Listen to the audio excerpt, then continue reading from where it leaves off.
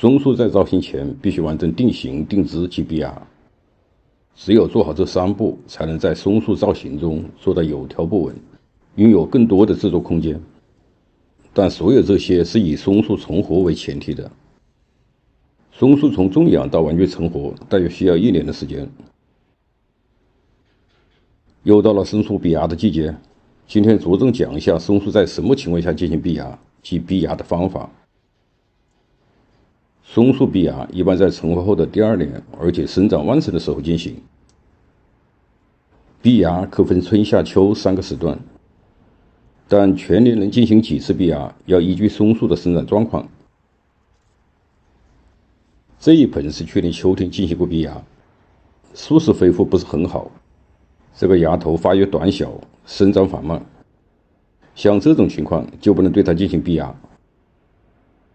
原因很简单，松树生长较弱时，闭牙操作会进一步破坏它的生长平衡，不仅达不到出芽效果，而且很有可能造成失枝，甚至整树枯萎。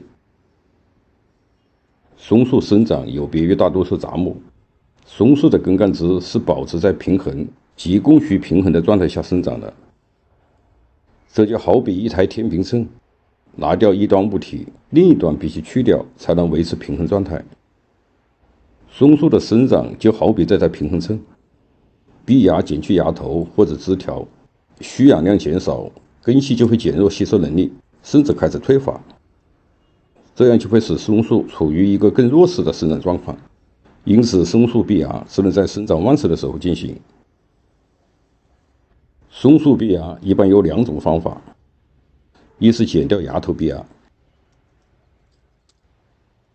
松树芽头在什么时候剪掉比较好？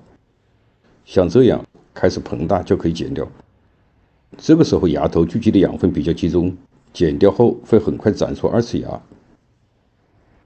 像这种只有1个芽头的，其芽的根部把它剪掉，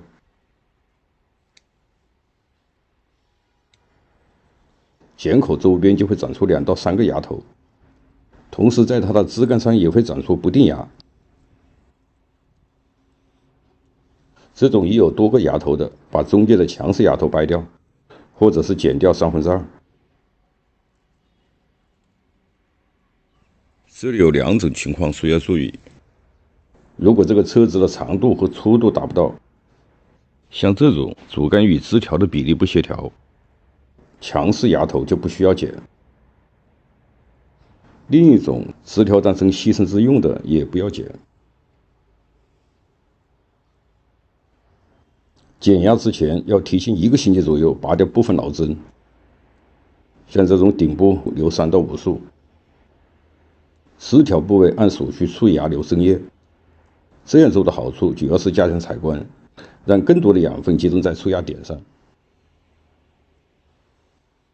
松树的闭芽不是一次性把芽头都剪掉，分时段进行。松树的枝条生长是从上往下逐渐减弱。这是上部的芽头，往下芽头依次减小，这就是整棵树枝条的强弱变化。松树闭芽首先从弱势芽开始，剪掉这些芽头，大约10天左右，再剪掉强势芽头。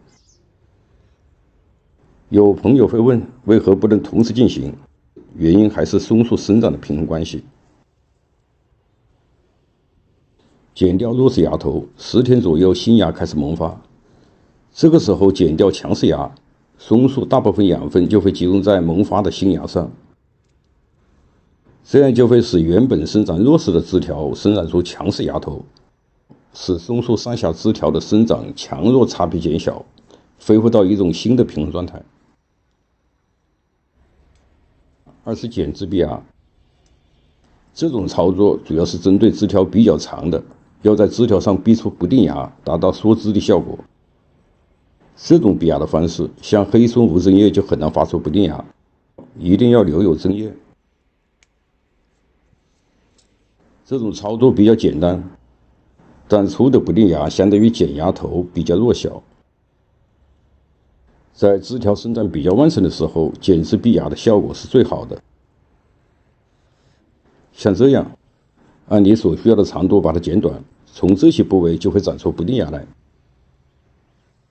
不定牙出牙是随机的，剪的时候稍微留长一点，等出的牙生长旺盛之后，再按理想的要求把它剪短。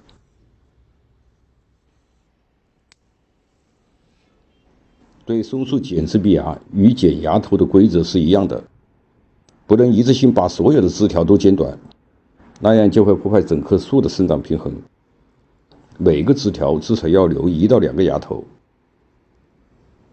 像这种做牺牲枝用的，枝条粗度没有达到的就不要剪。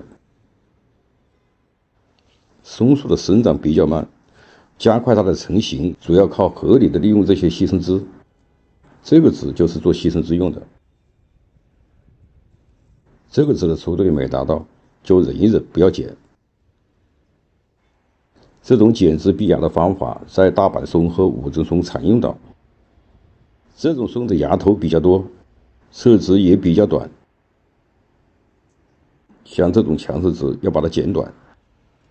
剪短这种枝可以保持整个树冠的整洁，也可以在这些无针叶的部位发出不定牙来。好了，关于松树闭牙，今天就聊到这里。我是三九农场，谢谢您的收看，下期见。